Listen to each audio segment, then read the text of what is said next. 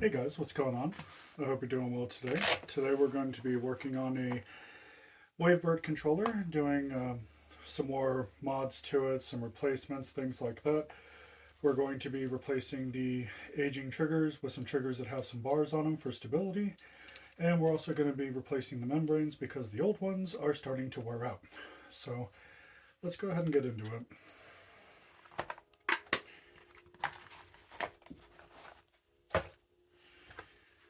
So this controller has had a lot of mods done to it. It's had a modified board put in it. It's had the thumbsticks replaced. There's actually very little of this controller that's actually left over. And so I've been slowly but surely working on getting it to where it needs to be. And it has been quite the process, to say the least. So we're going to do that. So it's actually been a lot of fun going and working on it a fair bit. And, so hopefully today I can breathe some more life into it by going and putting in these new membranes, as well as going and dropping those triggers in there as well. I had noticed I had started doing a run of Blood Omen 2, and I had noticed that the triggers were unstable. I was barely laying my fingers on them. So, thinking they were dirty, I went ahead and I decided that I was going to go ahead and take them out to clean them, only to find out that these metal bars here were missing.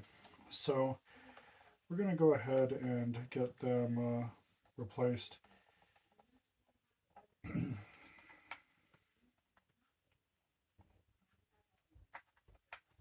Oh, oh.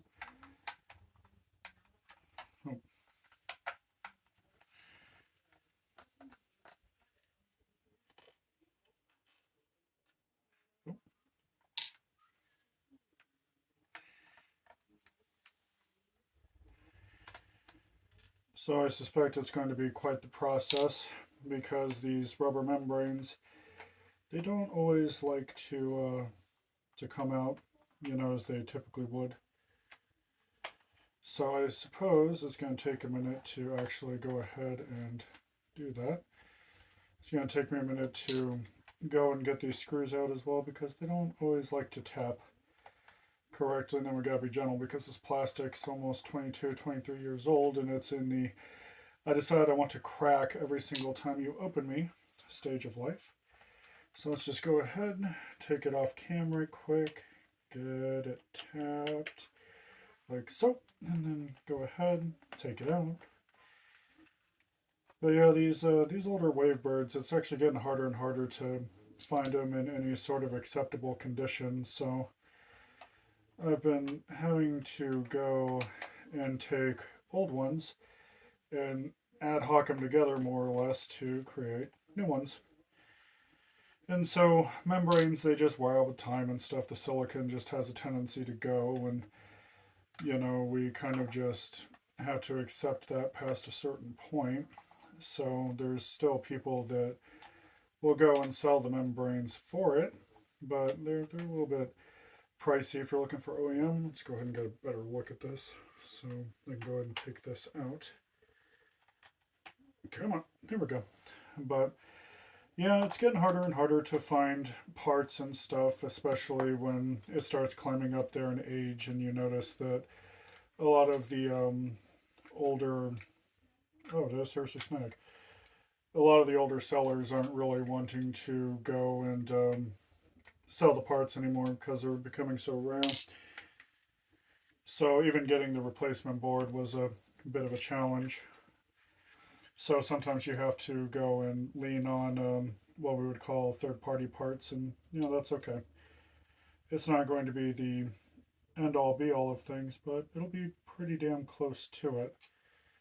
So let's go ahead and get that first membrane in here, and let's see, grab that second one.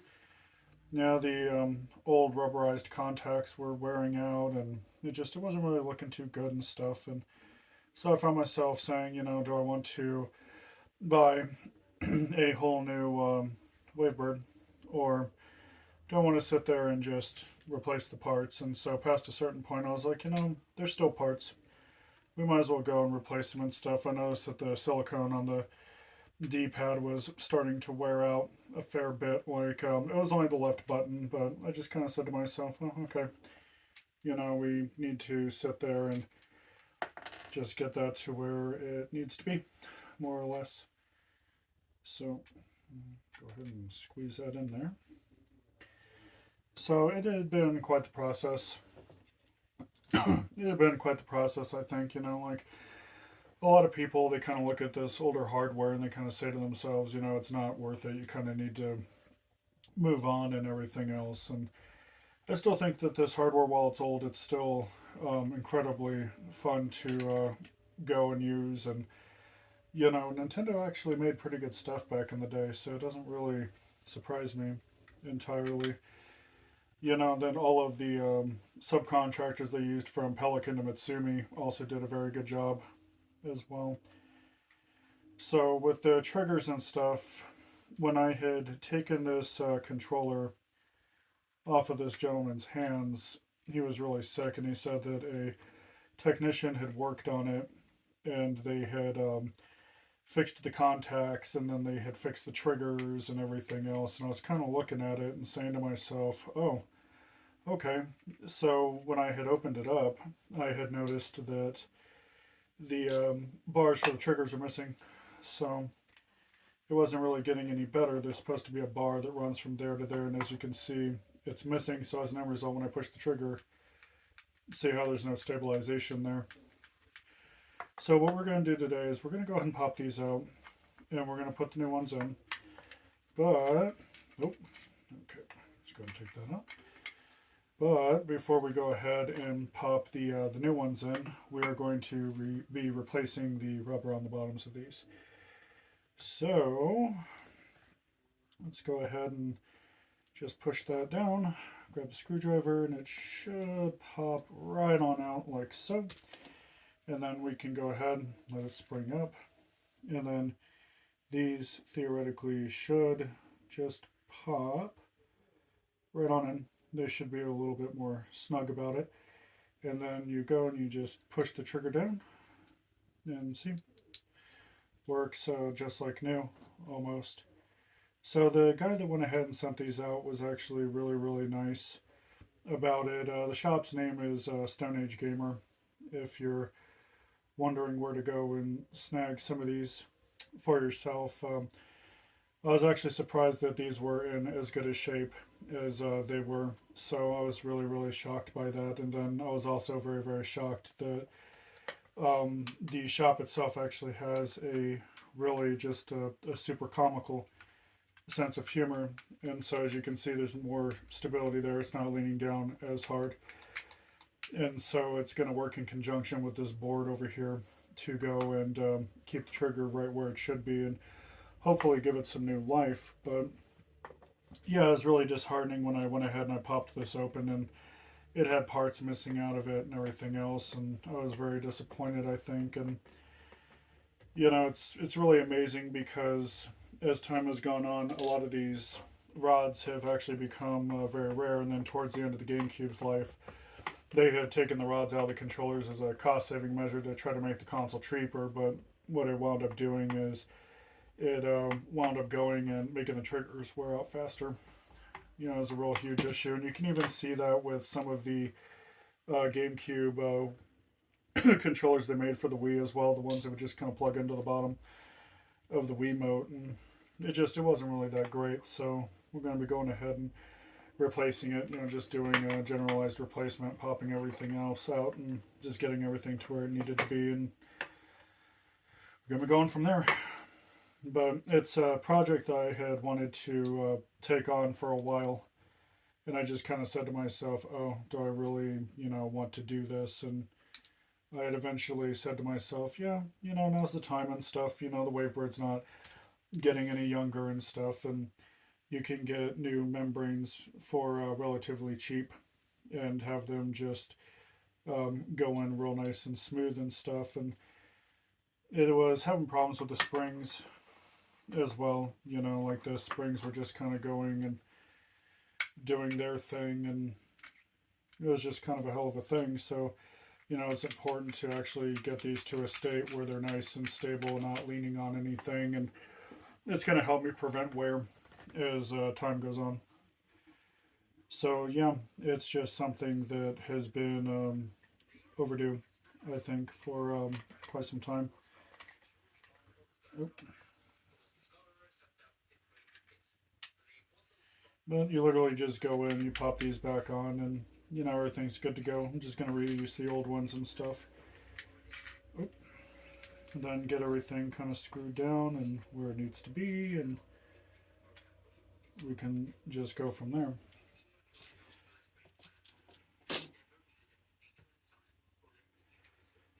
But yeah, I think it's kind of weird because I've been slowly but surely introducing my god kids to retro gaming a fair bit. And now that they've been retro gaming a fair bit for the last while, they actually prefer old games to new games, which I always thought was actually kind of funny. They were kind of shocked because I was sitting down and, we were going and playing these old games, and they were wondering where the DLC was at, where the microtransactions were at. Like, they literally were raised in it so long that everything that doesn't have it appears to be alien to them. And I just thought that that was kind of sad because I remember growing up as a kid. You pretty much got your game, you brought it home, you unwrapped it, and you just started playing. There was no DLC, there was no updates, there was no online connectivity and stuff. You just brought your game home and you started playing it, and you had a good time with it, and that's all that would really be asked, out of you as a gamer. There was no constant need to go and farm the consumer for everything, and the whole games as a service model wasn't around, and so you had to make sure you made enough off of sales of your last game to be able to fund your next one, and so that's how developers lived for a while. And if you were really bad at making games, you eventually went out of business and stuff. You wouldn't really have to worry about it a fair bit. Oh, we've got something snagging here, I think. Let's go ahead and pop it out and take a look at it. It definitely shouldn't be making that noise. That's for damn sure. It's probably a spring issue. So let's go ahead and pop that out.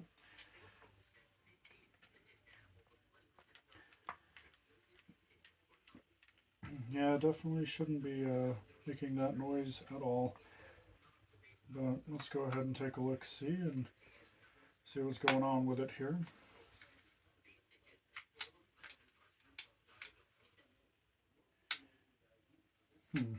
Okay. So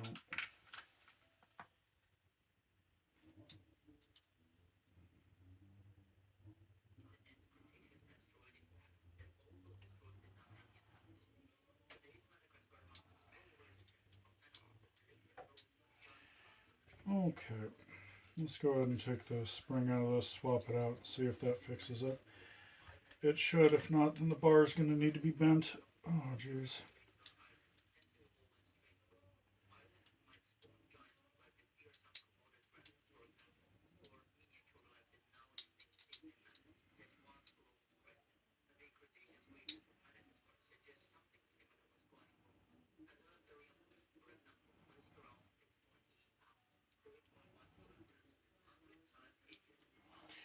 Okay, looks like that was it. So let's go ahead and get it slid right on back in there. Get that down to where it needs to be. Reseat that. We'll go ahead and try it again. Let's go ahead and get that shielding back on there. Oh. If it would like to play well with me. Okay. And there we go, right as rain. So turns out it was just that spring, which is fine because, like I said, these controllers are pretty goddamn old. The fact that I'm able to still find parts for them is godsmacking in its own right. So let's get these screws down. We'll go ahead and test the trigger again. If everything's right as rain, we'll go ahead and get on the reassembly of it. So, but yeah, I think it's really wild how a lot of the younger generations are latching onto retro gaming because they're realizing that modern gaming just ain't it. It's kind of like a constant farm, if you would. And so I think it's great when I can sit down and do little projects like this and, help bring in that old style of gaming where they don't really have to worry about much for them to go ahead and enjoy. So make sure those are all the way up. I'm going to go ahead and get this pushed, assuming I can get it aligned correctly. Come on. Oh, there we go. But yeah, it's great to be able to usher in old school gaming.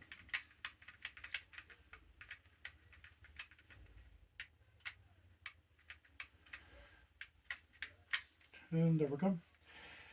But it's great to see the older generations kind of uphold this for the younger generations and stuff, to be able to say, hey, we understand that you guys want to go and have fun with this and yada yada yada, and so they go out of their way to try to preserve it for these kids and stuff. It actually makes me pretty happy, I think. So I might have to sandwich this. All right. So let's go ahead and get this in there and get that slid right on up there and slide that in. And then see if we can actually get it all in one piece, because these controllers can be fucking finicky sometimes. Alright. Come on. There we go. Ah, there it is. But yeah, these older controllers are great. There we go. That D-pad's feeling brand new again. Good stuff. This is actually what I've been needing for a really long time now. But yeah, the older generations have been kind of showing the younger generations, about all of these old games and stuff, and I think that it's actually really nice, because it shows the younger generations that there was a point in time where things were more than just microtransactions, battle passes, things like that. There was a point in time where you could just go get your game, bring it home, and not really have to worry about it too much. If the game was good, it was great. If it was bad, it was awful, and you just returned it to the store. There was no waiting for patches and things like that. There wasn't this eternal wait period that most people experience these days. It was just, if the game was bad, just return it. And there wasn't no constant milking of the game either back then. Like, the game actually had good value to it and stuff, and like, they actually had to make the game last a fair bit.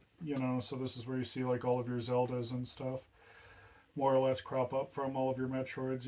Like, they weren't just longer games. They also had to have a good amount of decent gameplay to it as well, because if they didn't, the game wouldn't sell well, and the studio wouldn't be able to sit there and continue making games. And oh, and that's a little too tight. No, that's a bad tap. There we go. But yeah, nowadays I think people go and they buy games and stuff and they bring them home, and the game can be completely and utterly trashed, and they just kind of say to themselves, oh, it's okay, they'll patch it in like, oh, damn it. They'll patch it in a week, a month, a year, like whenever the hell. And then the game also costs more on top of it, so you're paying more for the game. It's being released in an incomplete fashion, riddled with microtransactions and tons of bugs and everything else. And I think that it's become such a normalized thing that now when a bad title rolls out, they just kind of sit there and they look at it, they shrug, and all that money's gone. They've already given their money to the company, especially if they've gone and gotten the game like digitally, for example, because there's no real super solid refund process in place. So, but yeah, it's actually quite wild, I think. So let's see. Let's go ahead and get the shield on and see how it feels.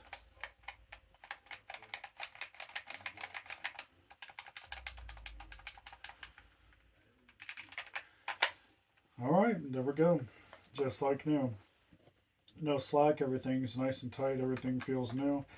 Everything feels super snappy. The old membranes will be recycled out for other projects, I'm sure. So, for all those that went ahead and stopped by, thank you. I hope you guys had a lot of fun with this and stuff. And until next time, be good to yourselves and each other. Take care.